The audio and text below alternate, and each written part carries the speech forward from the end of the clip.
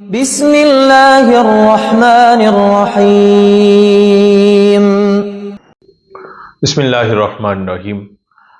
आज का जो लेक्चर है वो आपकी परेशानी को बिल्कुल दूर कर देगा। बहुत सारे नौजवान इस चीज़ में मुब्तला हैं जिसको कहते हैं कि मनी के कतरे आना।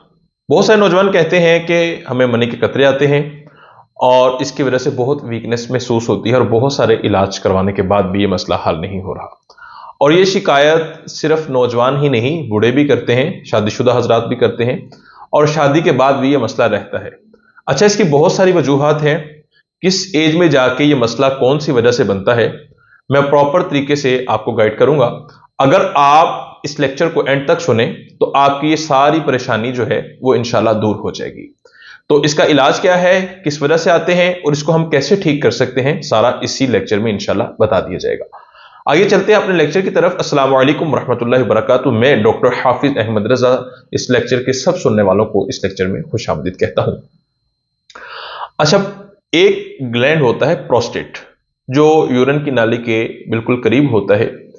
जब हम यूरिन करते हैं तो यूरिन करते वक्त इस ग्लैंड के ऊपर दबाव पड़ता है।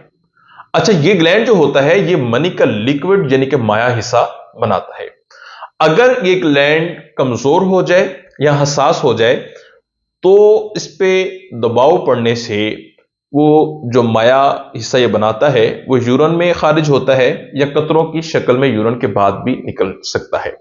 अच्छा, अगर प्रोस्टेट में इंफेक्शन हो जाए तो इंफेक्शन में होने की वजह से क्या होता है कि थोड़ा सा दबाव पड़ने से भी जो मनी जैसा माया हिस्सा होता है उसका इखराज हो जाता है। इसकी अलामत क्या होती हैं? यूरिन करने के बाद अक्सर कतरे आते हैं, ठीक है, और जेरे नाफ आपको दर्द महसूस हो सकता है।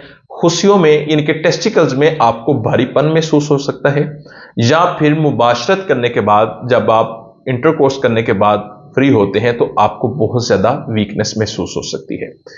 इसी तरह एक और मसला भी है इसके खराज का, वो है इजेकुलेटरी डक्ट्स, यानी कि जो मनी की नालियां होती हैं। इनका फंक्शन ये होता है कि ये मनी को अपने अंदर रोके रखती हैं, लेकिन अगर ये नालियां कमजोर हो जाएं तो यूरिन के हल्के से दबाव की वजह से भी जो है वो मनी जैसा हिस्सा जो होता है वो बाहर मवाद निकल आता है।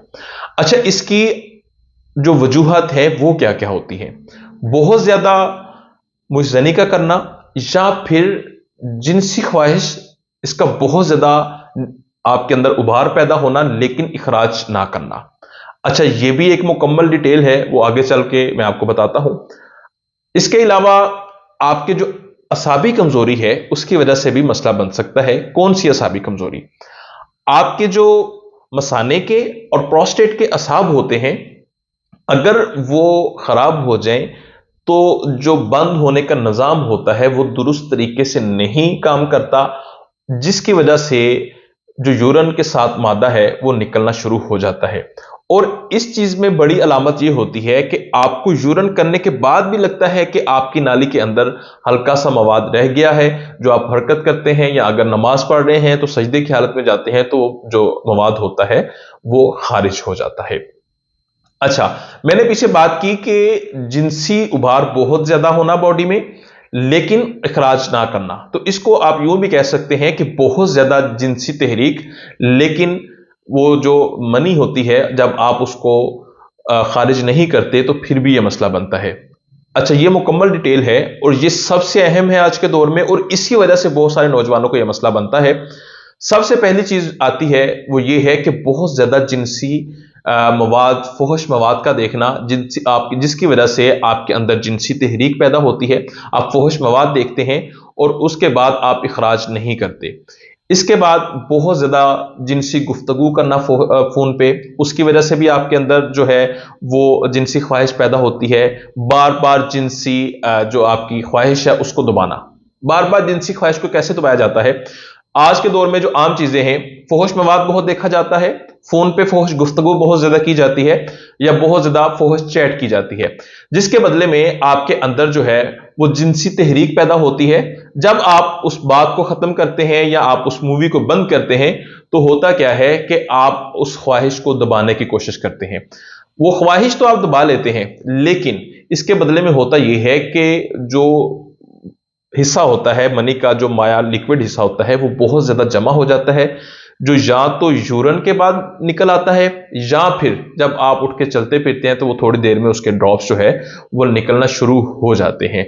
और ये सबसे खतरनाक हालत है क्योंकि ये आपको वीक भी करती है और इसकी वजह से आपकी जो इजेकुलेशन होती है उसमें भी प्रॉब्लम आता है, और खासकर इसमें जो प्रॉब्लम आता है वो आता है आपकी इरेक्शन में। क्योंकि जब आप इसको बार बार दोहराते हैं तो आपकी इरेक्शन जो है, यानी कि जो आपके नफ्स का तनाव है, वो दिन ब दिन सॉफ्ट यानी कि नरम होना शुरू हो जाता है। आप अगर इस चीज में मुब्तला हैं तो सबसे पहले जो सबसे खतरनाक चीज है वो है चैट करना इस तरह की, या फोन पे बात करना। फहश मवाद देखना भी खतरनाक है, लेकिन सबसे खतरनाक ये दो चीजें हैं। मैं यहां पे आपको एक छोटी सी अकली दलील देता हूं कि जैसे कि आपको स्टूल यानी कि पखाना आता है तो आपके ब्रेन को मैसेज आता है कि आपको पखाना आया है। आप उसको कितनी ही देर रोक लेंगे, ज्यादा से ज्यादा 1 घंटे, 2 घंटे, 5 घंटे, लेकिन वो आपको तंग करना शुरू कर देता है और आपको वॉशरूम जाना पड़ता है, क्योंकि जैसे जैसे आपका वो टाइम ज्यादा होता जाता है तो जो स्टूल है वो ज्यादा जमा होने लग जाता है। सेम इसी तरह जब आप बार बार जिनसी तहरीक को पैदा करते हैं जिस्म के अंदर, तो मनी का माया हिस्सा जो होता है वो जमा होता रहता है, ठीक है, तो वो किसी ना किसी तरीके से खारिज होना ही होता है। अगर आप उसको खारिज नहीं करते तो वो खुद ब खुद बहना शुरू हो जाता है, जिसको आप जरेयान भी कह सकते हैं। इसके अलावा कब्ज भी एक इसका बहुत बड़ा जो है वो मुअज्जब बनती है। जैसे कि हमारे जिस्म के अंदर बड़ी आंत यानी कि रेक्टम और प्रोस्टेट, ये दोनों बिल्कुल करीब करीब होते हैं बॉडी के अंदर। जब आपको कब्ज का मसला बनता है तो आप स्टूल को पास करने के लिए बहुत ज्यादा जोर लगाते हैं। इस जोर लगाने की वजह से दबाव आपके प्रोस्टेट पे भी आता है, जिसके अंदर सोजश हो जाती है। और जो मैं सबसे पहले बयान किया कि आपके जब प्रोस्टेट में सोजश होती है तो फिर भी यूरिन के बाद जो है ना आपको लेसदार कतरे निकल सकते हैं। इसके अलावा जो शुगर वाले मरीज होते हैं, शुगर वाले मरीजों के जो हार्मोन्स होते हैं वो अदम तवाजन हो जाते हैं और इनके जो ग्लैंड्स होते हैं वो भी वीक हो जाते हैं, जिसकी वजह से इनका जो टेस्टोस्टेरोन हार्मोन होता है वो भी कम हो जाता है और ग्लैंड ठीक से काम नहीं करते, तो उनके साथ भी ये मसला बन सकता है और उनके असाब तो शुगर की वजह से वैसे ही वीक हो जाते हैं। तो अगर आपको ये यूरिन के बाद लेसदार कतरे निकलते हैं या वैसे चलते फिरते निकलते हैं, तो ये सारे मैंने आपको सिम्टम्स बता दिए। आप खुद अपनी बॉडी को अच्छे से ऑब्जर्व करके ये देख सकते हैं कि ये मसला आपको क्यों बन रहा है। तो अकॉर्डिंग टू सिम्टम्स अगर इनका ट्रीटमेंट किया जाए तो 100% ये मर्ज ठीक हो सकता है। क्योंकि आप लोग करते हैं गलत ट्रीटमेंट। गलत ट्रीटमेंट कैसे करते हैं? बहुत ज्यादा आप मुगल्लज़ मजूने, बहुत ज्यादा मुगल्लज़ दवाइयां वो इस्तेमाल करते हैं, उनसे तो मजीद वो आपका जो मनी का हिस्सा है, जो लिक्विड फॉर्म होती है, वो ज्यादा बनेगा और ज्यादा बनने पे वो ज्यादा जमा होगा और ज्यादा कतरे आएंगे। ठीक है, इसका प्रॉपर ट्रीटमेंट होता है। पहले ये देखना पड़ेगा कि आपको ये मसला बन क्यों रहा है। ठीक है, अगर आपकी सिम्टम्स के मुताबिक यानी कि अलामात के मुताबिक आपका ट्रीटमेंट किया जाए तो 100% ये मसला कवर हो सकता है। तो इसमें एक और बड़ी वजह यह भी होती है, अगर आप बहुत ज्यादा परेशान रहते हैं, एंजाइटी का शिकार हैं या बहुत बेचैनी आपको रहती है, तो इसकी वजह से भी आपको यह मसला बन सकता है, क्योंकि ये आपके मसाने के और प्रोस्टेट के जो असाब होते हैं उनको ये चीज कमजोर कर देती है। तो अगर आपको ये मसला है, आप कांटेक्ट कीजिए या क्लिनिक पे तशरीफ लाइए। इसी के साथ मुझे इजाजत दीजिए।